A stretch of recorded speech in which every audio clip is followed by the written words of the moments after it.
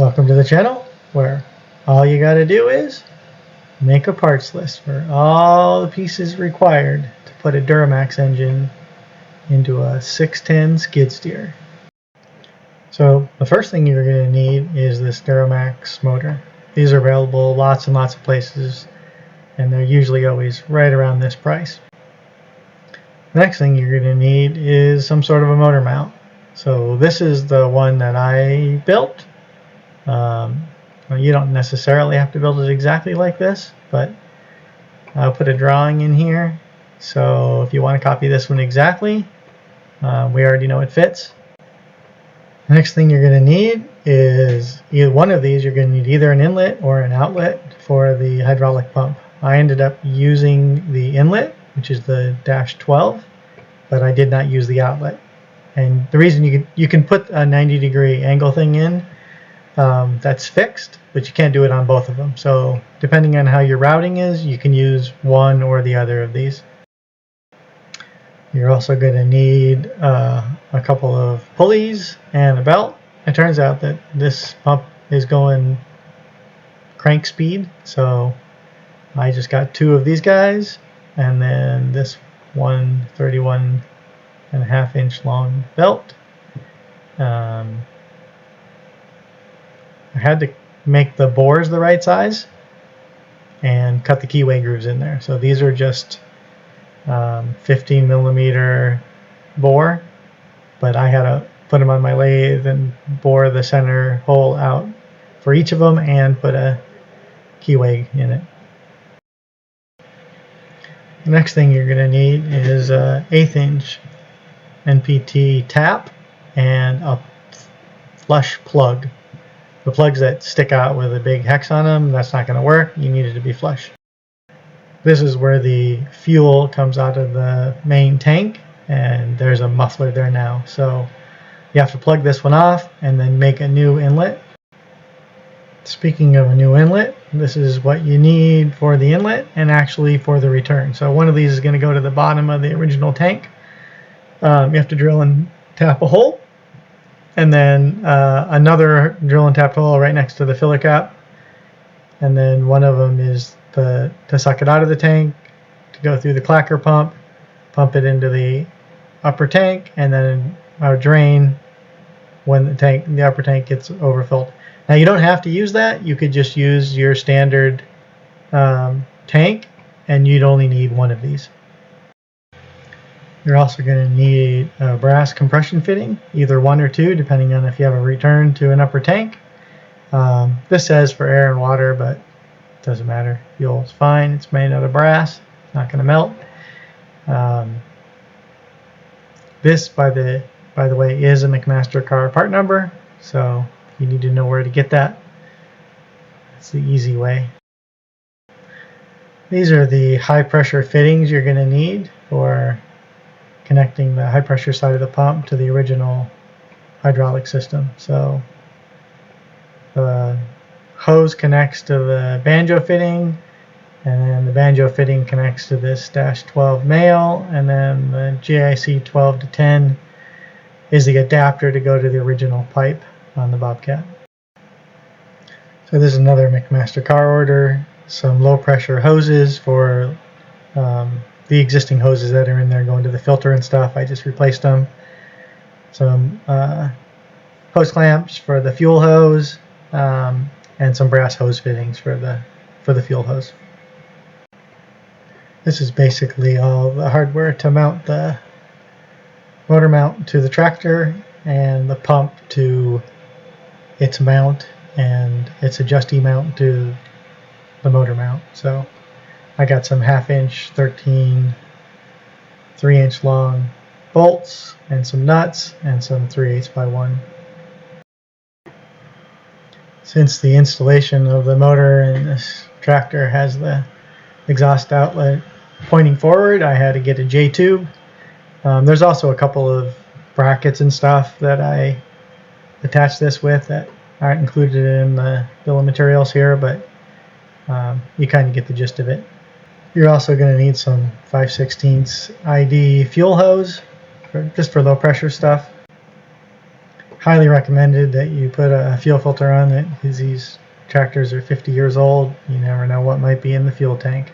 I was contemplating whether or not to put this in the optional category or not, but it seems like it shouldn't be optional. Like, you really need to have the start, stop, and speed control at your fingertips. So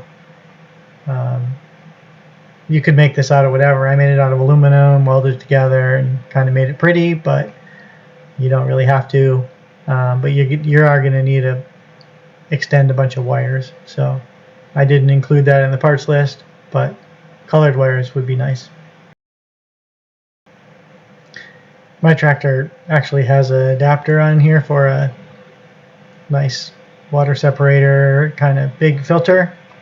So if yours doesn't have that, then this would certainly be optional, but highly recommended. Again, this is a 50-year-old tractor, so there's probably some gunk in the fuel tank. If you watch my videos, you probably already know I would not recommend this particular fuel cell, but it's nice to have a fuel cell that's gravity feed, because the way it was on the Wisconsin powered tractor is if you let the thing sit for, I don't know, days, weeks, months, when you went back to it, it just evaporated all the fuel out of the float bowl, and you were there forever trying to get it reprimed again. I ended up just putting a like outboard motor, like a trolling motor bulb pump on it, and that kind of solved the problem, but I think this is a better solution. If you do end up putting a fuel cell above the engine, you're going to need some brackets, so this is kind of what they look like. Depending on the fuel cell you buy, they're going to be a little bit different, but something similar to this. I just made it out of some band iron I had laying around. Since that fuel cell came with a sender, I needed a gauge, so this is the gauge I bought. Again, optional. The original instrumentation in this Bobcat is actually an amperes gauge, but since I have really no way to hook an amperes gauge up to the internally regulated charging system, I decided to just switch it over to a volt gauge. So again, this is optional. Since the motor being out of the tractor makes this so much easier to change, I highly recommend changing it. The one I took out looked actually pretty good. It's probably been in there for decades, but highly recommend changing it. I also fixed a few leaks while I was in there, so it's always good to be nice to your tractor. This is another not necessarily required. The reason I put this on was because the motor is kind of up against the right side of the tractor, and it's kind of impossible to get the air filter out to change it, so I made this kind of a remote, so you could, without taking everything apart, you could get to replace the filter. Okay, so this is the last piece that I probably forgot a few, but this is the clacker pump. So the motor does have a pump on it, so that might have enough oomph to suck it out of the original tank, especially if the tank's full. But I just didn't trust it, so that's why I put the extra fuel cell and this clacker pump on there. Obviously, you need a switch to turn it on and some wires and all that stuff, but I'm not going to go into that great a detail because I'm not building 1,000. But I want to make sure everybody understands that I'm trying to help. This is all an effort to share information within the community, so it's taking quite a bit of time to put all this information back together, but if one person appreciates it, then it's worth doing it for me. Okay, let's go move some dirt.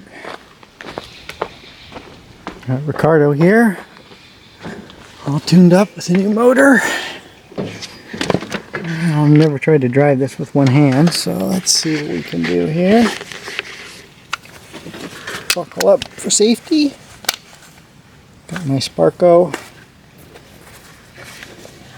Used to be 6-point, now it's 2-point.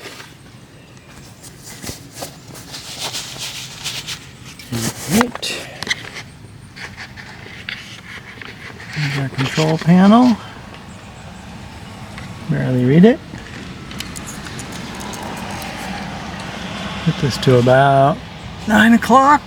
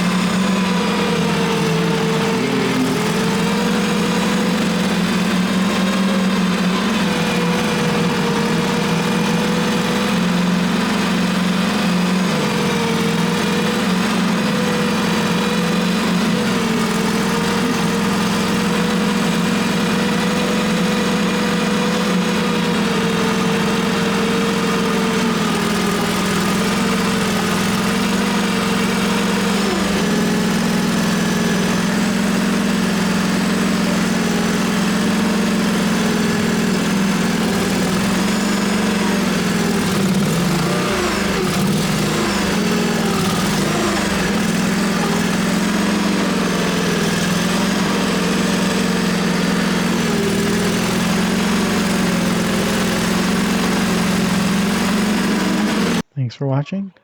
If you like this content and want more, subscribe, like, and share.